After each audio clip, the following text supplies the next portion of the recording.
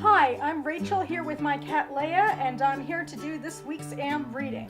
Well, I have to start first of all with a bit of a correction that I found out just the other day when concerning my last AM reading video where I talked about the Read for Refugees campaign, which ends on the 31st of this month. I said that the organization that they were supporting, the charity that they were supporting, was called Refugee Point.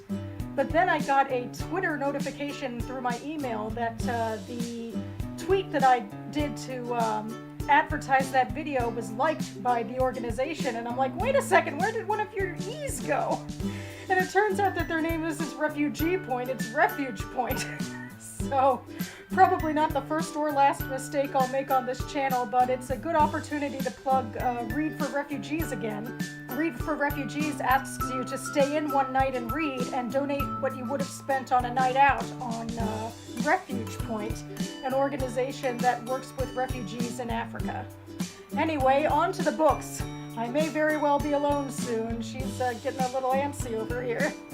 My literature choices for this time revolve around recently published Jewish fiction.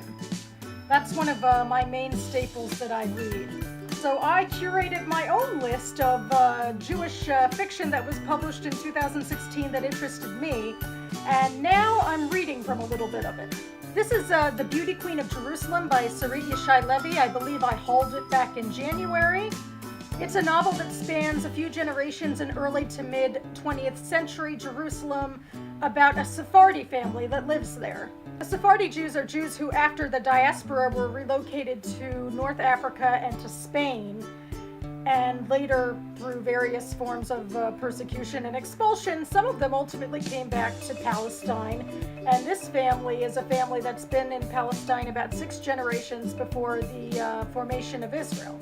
Obviously, there's a little bit of politics in this book, but mostly we're sort of removed from that and into the very dramatic domestic situations of these family members. I think it's a little overdramatic sometimes, actually, or maybe I'm just wary about how depressing it is that people are always at each other's throats, and that, in general, women can be treated pretty badly, and sex is obviously really taboo. And here's a big thing, like within the Jewish communities, the Sephardi and the Ashkenazi, who are Jews from Eastern Europe, we're often at each other's throats, and we're just aghast at the thought of marrying each other, and it's like, come on guys, we're not that big of a population as it is. But it's been a very engaging read. I've really enjoyed just the throng of the story, and as I've gotten to know the characters, I've gotten to like them more, especially because they are unlikable. What I really appreciate is, especially the female characters, I mean, you can tell how they've kind of been badly treated, and it influences them in negative ways. They're not saints, but, you know, you feel for them because life's been a little unfair to them, and they have a bit of stuff on their minds about their children and their husbands and about their families and things that don't always go so well. So I'm hoping to finish this really soon. I'm about to start the conversation about what constitutes Jewish literature with this book. This is called The Photographer's Wife by Suzanne Joinson. It takes place roughly around the same time as the other book that I just mentioned, but I think I'll read from the flap to explain why it's not necessarily as Jewish.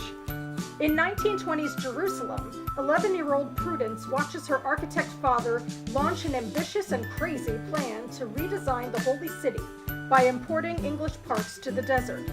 He employs a British pilot, William Harrington, to take aerial photographs of the city, and soon Prue becomes uncomfortably aware of the attraction flaring between Harrington and Eleonora, the young English wife of a famous Jerusalem photographer. Palestine has been a surprisingly harmonious mix of British colonials, exiled Armenians, and Greek and Arab and Jewish officials rubbing elbows, but there are simmers of trouble ahead.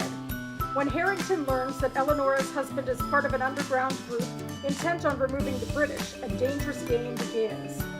Years later, in 1937, Prue is an artist living a reclusive life by the sea when Harrington pays her a surprise visit. What he reveals unravels her world, and she must follow the threads that lead her back to the secrets long ago buried in Jerusalem. The Photographer's Wife is a powerful story of betrayal between father and daughter, between husband and wife, and between nations and people set in the complex period between the two world wars.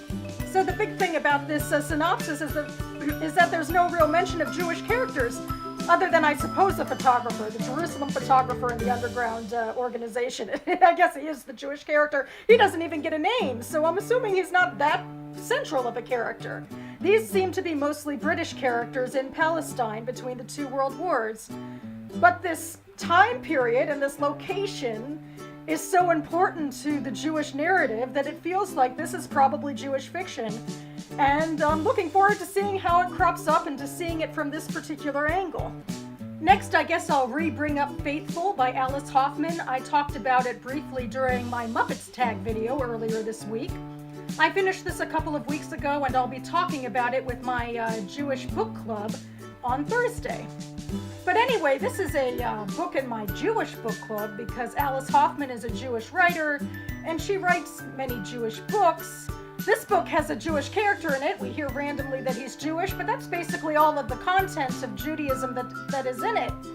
And so to my mind, I think this really isn't a Jewish book. I mean, some people's mileage may vary, and they say any writer who's Jewish writes a Jewish book, yada yada. But for me, even if the content of a book isn't explicitly Jewish, but sort of revolves around Jewish issues and themes and locations, like the last book, that's Jewish because it deals with stuff that's important to the community, whereas this is a very interior domestic novel that has almost no Jewish themes or characters in it, nothing all that substantial. So I call a lot of her books Jewish, including The Dove Keepers, which was my favorite read of 2015, and it was about the siege at Masada, the Romans against the Jews, but this book I wouldn't call Jewish. Jewish literature is something that's very personally interesting to me. I mean, how our history and culture is chronicled in fiction, that's just something I'm very interested in following. I do happily read other books. I'm not saying this is anything about the quality of the book, but it's just something interesting to think about, and I assume maybe other ethnic and cultural groups have this same sort of issue about what constitutes as that culture's literature. That's about it for me now. I'd love to hear what you're reading. I hope you're having a great weekend. Happy reading. I'll see you next time.